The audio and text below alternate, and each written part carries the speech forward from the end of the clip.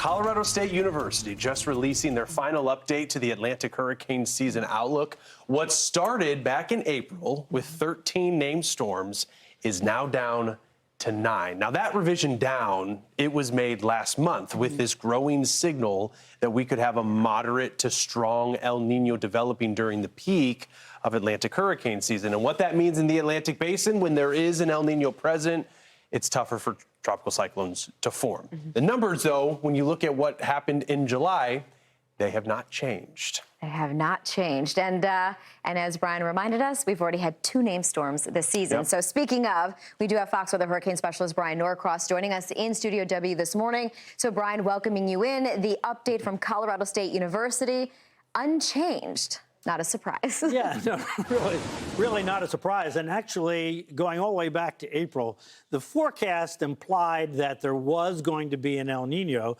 The only change through this time, not a difference in the thinking about the forecast, is that the certainty of a strong El Nino has increased as we've gone through time. So that's why we went from 13 to 11 to a 9, not because really there was any change in the thinking about how the season was going to play out. And staying with 9 really based on the fact that there's already been 2. So what happens earlier in the season, that Arthur and Bertha business, that has really nothing to do with what's going to happen later. So in actual fact, we're only looking at 7 for the core of the hurricane season. We still have about 90% of the typical activity to go, by the way, here as we are in the beginning of August. So 9, 4 hurricanes, 1 Category 3 and above. That is the forecast, all based on what's going to happen with this El Nino. How warm will it get in this box?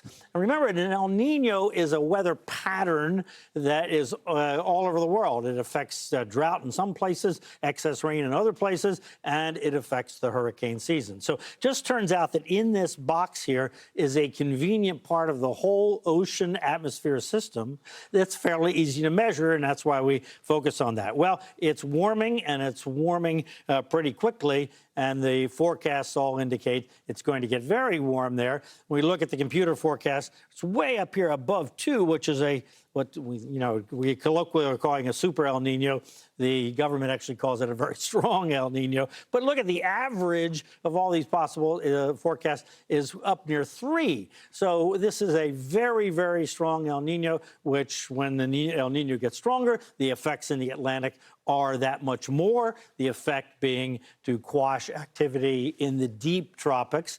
Doesn't stop things from forming in the Gulf of Mexico or east of the Bahamas or somewhere near Florida, but in the deep tropics kind of shuts that off, and so that is the indication. The way it does that is it blows these strong upper-level winds. You see up here in the strong range, the reds and the yellows, over the Caribbean especially, and so you end up actually with a drought in the Caribbean. They don't get the tropical rains that are normal there, and then this band of strong winds can extend all the way across the Atlantic, and sometimes it's down here, kind of wiggles around. But whatever, generally it shuts off that part of the ocean. So if something's going to develop, it's going to come out here, and then it's going to lift north, and then we have the question mark of what's going to happen if it gets up in there. But it's a more narrow path, has kind of a gauntlet to run if it's going to happen. The other thing we have going on right now, we have lots of dust. Look at it, there's a big cloud out here, so that's kind of shutting off anything from developing there.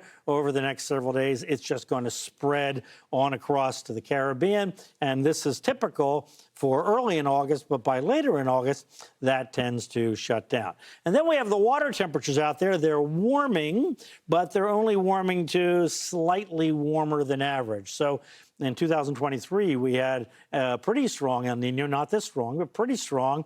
And the water in the Atlantic was so warm that it overwhelmed that. And it still generated storms out there. So in any case, this year, we don't have that extra warming, so that's another reason the forecasts are staying low. So as we go through the hurricane season, those hostile upper-level winds are going to be with us the whole season. In fact, they'll increase, if anything, as the El Nino gets stronger through the hurricane season. The dust will eventually go away, and the water temperature is just not a factor. So it's really all about these strong winds coming up, and that's why the forecasts are low.